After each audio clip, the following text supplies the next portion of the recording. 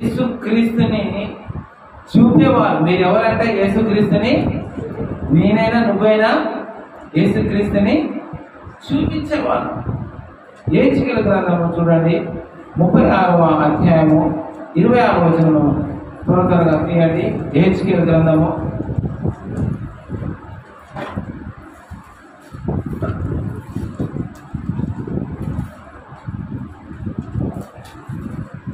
36:26. నూతన హృదయము మీకు ఇచ్చేదను, నూతన హృదయము మీకు ఇచ్చేదను, నూతన స్వభావము మీకు కలగజేసేదను, నూతన స్వభావము మీకు కలగజేసేదను, రాతి గుండె మీలో నుండి తీసివేసి మాంసపు గుండెను మీకు ఇచ్చేదను. హల్లెలూయా. అంటే నూతన హృదయాన్ని నేను మీకు ఇస్తా.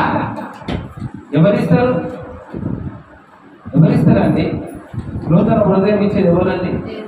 దేవుడే. అందుకే అంటున్నాడు, మరి దేవుడు ఇవ్వాలి అంటే మరి నువ్వు ఒకటి చేయాలి. ఏం చేయాలి అంటే, దేవుడు ఏం చేస్తాడంటే ఆయన నీ హృదయం కాడు ఉంటాడట. హల్లెలూయా. ఎక్కడ ఉంటాడట? నీ హృదయం కాడు ఉంటాడట. ఆయన హృదయం అనే తలుపులో నిలుచుండి తట్టుచున్నాడు. ఎవడైనాను నా స్వరం విని తలుపు తీసిన ఎడల నేను అతనిలోకి వచ్చి అతనితో నేను కలిసి భోజనము చేస్తాము. గడిగి తప్పటి పడదాం. హల్లెలూయా. ఏంటి? ఎక్కడుంటాడు ఆయన? ఎక్కడుంటాడు? ఎక్కడ? ఎందుకు? ఆయన హృదయం అనే తలుపులో నిలుచుండి తట్టుచున్నాడు. నీ స్వరం విని తలుపు తీస్తే నీలోనికే వచ్చేస్తాడట. ఈరోజు మరి ఏం తెలుసుకోబోతాను చెప్పండి? హల్లెలూయా. మరి యేసయ్య ఎదురుగా ఇంకెందుకండి అనుకుంటున్నారా ప్రార్థనకు? యేసయ్య నీలో ఉన్నాడు. తలుపు తీస్తే ఆయన ఏమన్నాడు? మీలోనికి వస్తా, మీతో పాటు ఉంటా, మీతో కలిసి భోజనం చేస్తాను. గడక తిన్నా, గంజి తాగినా, కారంతం తిన్నా, బిర్యానీ తిన్నా ఆయన కూడా తింటాడు. కలిసిపోయినా కదా చాలా రోజులు మనం ఉన్నాడంటే యేసయ్య రా రా రా రా రా రా దిగిరా అంటాను. కానీ మరి మన కాడ కూడా ఉన్నాడు కదా, మనలోనే ఉన్నాడు కదా. మనలో ఉన్న తర్వాత మళ్ళీ ఎందుకు మనం ప్రార్థన చేసుకోవాలి? ఎందుకు మనము ఇంత ఆరాటపడాలి? ఎందుకోసం అంటే నమ్మిన నీవు పరిశుద్ధాత్మ చేత నింపబడ్డావు. దేవుని స్తోత్రం. హల్లెలూయా. తండ్రి కుమార పరిశుద్ధాత్మ తిత్వమైనటువంటి దేవుడు నీలో ఉన్నాడు. హల్లెలూయా. అందుకే అంటాడు ఆయన నీ హృదయాంతరంగంలో ఉన్నాడు. అంతర్య పురుషుడు ఆయన నీ హృదయంలోనే ఉన్నాడు. కానీ ఆయన ఆత్మ అయి ఉన్నాడు. హల్లెలూయా. ఎలా ఉన్నాడు దేవుడు? అందుకని అంటాడు నన్ను ఆత్మతోటి సత్యముతోటి ఆరాధిస్తున్నాం. మనం పాట పాడతాం కానీ పాటలు పాడతాం. దేవుని స్తోత్రం. హల్లెలూయా. పాటలు పాడితేనక ఏం కావాలంటే తెలుసా? కొండలు గుట్టలు మైనము వల్ల కరిగిపోవాలట. హల్లెలూయా. అంటే అడిగిపోయి గుట్టకాడి నీ ప్రార్థన చేస్తాను గుట్ట కరిగిపోవాలని కాదు. సమస్య అనే గుట్ట, సమస్య అనే కొండ, సమస్య అనే దురాత్మ కొండలు అవి మైనము వలె కరిగిపోవాలట. హల్లెలూయా. అందుకే అంటాడు ఆత్మ నీలో ఉంటే అవి మైనము వలె కరిగిపోతాయి. ఆయన మనలో ఉన్నవాడు. అందుకే ఆయన అంటాడు ఇదిగో నీలో ఉన్నవాడు లోకంలో ఉన్నవాడి కంటే గొప్పవాడు. దగ్గర చెప్పడం. హల్లెలూయా. మామూలు విషయం కదా. నీలో ఉన్నవాడు, నీలోనే ఉన్నవాడు లోకంలో ఉన్నవాడి కంటే గొప్పవాడు. మిమ్మల్ని ఎవరైనా గాయపరిస్తే ఆయన ఆలోచించడా? మిమ్మల్ని ఎవరైనా తిడితే ఆయన ఆలోచించడా? మిమ్మల్ని ఎవరైనా కొడితే ఆయన చూడరా? అందుకని అపోస్తులైన పౌలు ప్రయాణం చేస్తూ ఉన్నప్పుడు ఆ పౌలుతో మాట్లాడుతున్నాడు. సౌలుతో, సౌలా నీవు నన్ను ఎలా హింసిస్తున్నావు? ఎట్లా హింసించాడు? సంఘస్థులే కదా కొట్టింది. నన్ను ఎట్లా కొట్టినావు అన్నాడు. అంటే ఆయన నీలో నివసిస్తున్నాడు. హల్లెలూయా. ఒకవేళ అందుకనే నీవు ఏ విగ్రహానికి నువ్వు లొంగకూడదు. దేనికి? ఏదైనా విగ్రహం లాంటిదే. నువ్వు దేనికైనా నువ్వు లొంగకూడదు. దేవుని స్తోత్రం. హల్లెలూయా. ఎవరైనా సరే కానీ నువ్వు లొంగిపోకూడదు. యేసయ్య నీలో నివసిస్తున్నాడు. ఆయన నీలో ఉన్నాడు. ఆయన నీలో ఉండి పని చేస్తాడు. కానీ మనం అందరం వింటున్నాడు. ఆ సార్ ఇంట్లోనే అంటే ఉన్నాడు. సార్ ఏం చేస్తున్నాడు? పండుకున్నాడు. అమ్మగారు ఉన్నావా? ఉన్నావు. ఏం చేస్తానో? పండుకుంది హాయిగా. నువ్వేం చేస్తున్నావు? యేసు ప్రభు నీ హృదయంలోనే ఉన్నాడు, కానీ నీ హృదయంలో నుంచి కార్యములు జరగడం లేదు. ఉన్నాడు. యేసయ్య ఉన్నాడా? ఎక్కడున్నాడు? ఇంట్లో ఉన్నాడు. ఇంట్లో ఉంటే పని జరుగుతుందా? చెప్పండి. నీలోనే ఉన్నాడు. ఇప్పుడు యేసయ్య కాదండి, నాలో ఉన్నాడు. అందుకని అంటాడు, ఎవరైనా తలుపు తీస్తే అతనితో నేను వస్తాను, హృదయంలో ఉంటాను. యేసుప్రభు హృదయంలోకి రావాలంటే తలుపు కాడు ఉన్నాడు. తట్టిండు, నా యేసయ్య నిన్ను నా సొంత రక్షకుడుగా అంగీకరిస్తున్నాను, ప్రభువా నువ్వే నా దేవుడు, నువ్వే నా ప్రభుడు అని మనం అన్నాము. వచ్చాడు, మనలో ఉన్నాడు, అంతవరకే. కానీ ఆయనలో నుంచి ఆయన చేసే పనులు మనం చేస్తున్నామా? ఆయనలాగా మనం కనిపిస్తున్నామా? ఆయనలాగా మనం మాట్లాడుతున్నామా? లేదు. మరి ఉన్నాడు కదా హృదయంలో ఉన్నాడు కదా. దేవుని స్తోత్రం, హల్లెలూయా. అందుకని అంటున్నాడు, ఆయన నీ కళ్ళని, నీ నోటిని, నీ చెవులని, నీ తలని, నీ చేతుల్ని ఆయన ఏం చేస్తున్నాడంటే అన్ని ఆయనకు అప్పగించాలి. హల్లెలూయా. అన్ని నాకు అప్పగించాలి. ఏదో ఉండవు, హృదయంలో ఉండవు, అట్లనే ఉండవు అంటే కాదు, నువ్వు క్రియలు చేయాలి. హల్లెలూయా.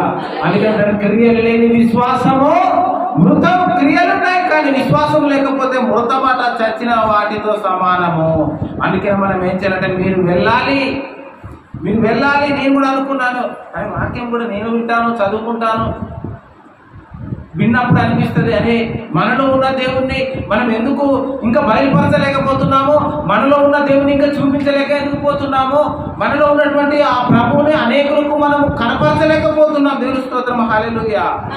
కానీ పాటలు పాడుతున్నామే, దయాలు పోతున్నాయి, పోతున్నాయి.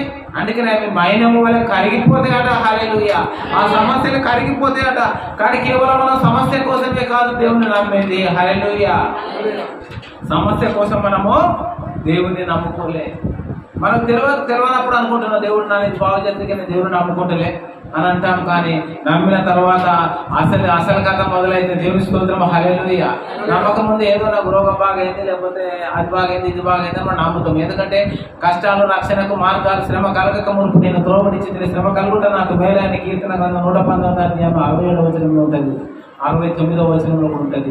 ఇప్పుడు నేను వాక్యం అనుసరించి నడుచుకొనుచున్నాను, నువ్వు దయాళుడవై మేలు చేయుచున్నావు. హల్లెలూయా. ఆయన మేలు చేస్తున్నాడు, ఆయన నీకు మేలు చేస్తున్నాడు. దేవుని స్తోత్రం కలుగును గాక. ఒకవేళ నీకు డబ్బు లేకపోతే ఒకవేళ నీకు ఆస్తి అంతస్తులున్నా, నీకు కావాల్సింది ఏంటంటే యేసయ్య ఉంటే, యేసయ్యని కలిగి ఉన్న నీవు గొప్పవాడు. వేరే ఇతర దేశాలకు వెళ్తేనే గొప్ప, లేకపోతే ఆస్తులు సంపాదించుకుంటేనే గొప్ప, లేకపోతే ధనబలగం ఉంటేనే గొప్ప అనుకుంటే పొరపాటు. కానీ నువ్వు యేసయ్యని కలిగి ఉన్నావు అంటే నువ్వే గొప్పవాడవు. దేవుని స్తోత్రం, హల్లెలూయా. విధంగా కవిత పడిన పాటలు ఉన్నది, నువ్వుంటే చాలు. అందుకే నేను పాట కూడా ఒక పాడాను, నీవుంటే చాలు యేసయ్య, నీవుంటే మాకు చాలు. ఎందుకు అంటే ఆయన మనతో ఉంటేనే పనులు జరుగుతాయి. దేవుని స్తోత్రం, హల్లెలూయా. దేవునితో నువ్వు చేయి కలుపుతూ ముందుకు వెళ్ళాలి. ఒక కొటేషన్ ఉండేది, సిద్ధపరచుదాం. నేను రేడియో వాక్యం విన్నప్పుడు ఆడ ఒక మాట వినేది, మనం సిద్ధపరచుదాం, నీవు సిద్ధపడదాం, నేను సిద్ధపడదాం, మనం సిద్ధపరచుదాం. జనాలను కూడా సిద్ధపరచాలి. హల్లెలూయా. అందుకని మనం జనాల్లోనికి వెళ్ళాలి, జనాలను తాకాలి, జనంతో సంబంధం కలిగి ఉండాలి, జనంతో మనం కలిసి ఉండి వారికి యేసయ్యని కనపరచాలి. దేవుని స్తోత్రం, హల్లెలూయా. అందుకని మనం అనుకుంటాం దేవుడితో పాటు ఉన్నాం, మనకు ఆటంకాలు రావా అంటే ఆటంకాలు వస్తాయి. కానీ ఆటంకాల నుంచి యేసయ్య నీలో ఉన్నాడంటే తప్పించుకునే మార్గమును కలగచేయవాడు దేవుడు. నీతిమంతుడు 7 మార్లు పడిపోయిన తిరిగి లేచును. నీతిమంతుడు పడిపోయినా తిరిగి లేస్తాడండి. దేవుని స్తోత్రం, హల్లెలూయా. పడిపోవడం దేవుడు చెప్పలే. దేవుని స్తోత్రం, హల్లెలూయా. అందుకే అంటున్నాం, అనేక ప్రసంగాలు ప్రసంగించవచ్చు, కానీ నీవు ప్రభువుని తీసుకురావాలి. ఈయన చాలా బాగా చెప్తున్నాడండి, చాలా బాగున్నదండి, మెసేజ్ చాలా బాగుందని అంటే వాటే. కానీ ఆ మెసేజ్ లో ప్రభువుని తీసుకురావాలట. హల్లెలూయా. ఆ మెసేజ్ లో ప్రభువు రావాలి, ఆ మెసేజ్ లో ప్రభువు ప్రకటించబడాలి, ఆ మెసేజ్ లో ప్రభువు మహిమపరచబడాలి, ఆ మెసేజ్ లో ఆ ప్రభువు దిగి రావాలి. స్తోత్రం కలుగుతుంది. హల్లెలూయా. వాక్యం వింటున్నప్పుడు ఆ యొక్క మెసేజ్ మనం తాకినప్పుడు కన్నీళ్లు రావాలి, ఆ దుఃఖం రావాలి, ఆ ఏడుపు రావాలి, పశ్చాత్తాపం రావాలి. దేవునికి స్తోత్రం కలుగును కాక. హల్లెలూయా. నీవు ఒంటరిగా లేవు. అందుకే అంటాడు ఆ పరలోకపు తండ్రి నీతో ఉన్నాడు. దేవునికి స్తోత్రం. హల్లెలూయా. నీకు ఎవరున్నారండి నీతోటి? పరలోకపు తండ్రి ఉన్నాడు. దేవునికి స్తోత్రం. హల్లెలూయా. ఆయన నీలో నడవాలి, నీతో నడవాలి. నేను అనుకున్నాను చాలా మంది ఆ ప్రవక్తలు వచ్చినప్పుడు ప్రసంగించినప్పుడు ఆయన నీతో ఉన్నాడు, ఆయన నీతో నడుస్తాడు, ఆయన నీ వెంట ఉన్నాడు, ఆయన నీతోటే ఉన్నాడు అనుకుంటే నేను అనుకుంటాను నాతోటే ఉన్నాడు కదా, నాకు ఇన్ని దెబ్బలు ఎందుకు తగులుతాయి, నాతోటే ఉన్నాడు కదా, ఇంత కష్టం ఎందుకు తగులుతుంది, నాకు ఇంత కష్టం ఎందుకు అవుతుంది.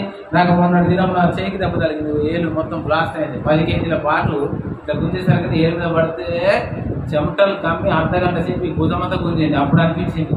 అందుకనే డాక్టర్ బీపీ షుగర్ ఆయన ఉంటేనేమో ఏం చేస్తాడండి, ఆపరేషన్ చేస్తాడు.